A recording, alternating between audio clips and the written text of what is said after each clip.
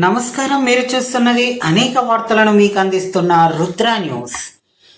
అఖిలాండ కోటి బ్రహ్మాండ నాయకుడు, రాజాదిరాజా, యోగిరాజుడు, పరబ్రహ్మ సచ్చిదానంద సద్గురు సాయినాథుడి దేవాలయంలో వ్యాస గురు పౌర్ణమి వేడుకలు అంగరంగ వైభవంగా కన్నుల పండుగగా జరగనున్నవని ఆలయ అర్చకులు రామక శ్రీనివాస్ శర్మ తెలిపారు. సిద్దిపేట జిల్లా హుస్నాబాద్ పట్టణంలోని మహిమగల ఆలయం భక్తుల కొంగు బంగారు స్వామి సాయినాథుడి కోవెలలో ఈ నెల 29వ తేదీ బుధవారం రోజున వ్యాస గురు పౌర్ణమి వేడుకలు అతి రమణీయముగా జరపనున్నట్లు అర్చకులు రామక శ్రీనివాస్ శర్మ పేర్కొన్నారు.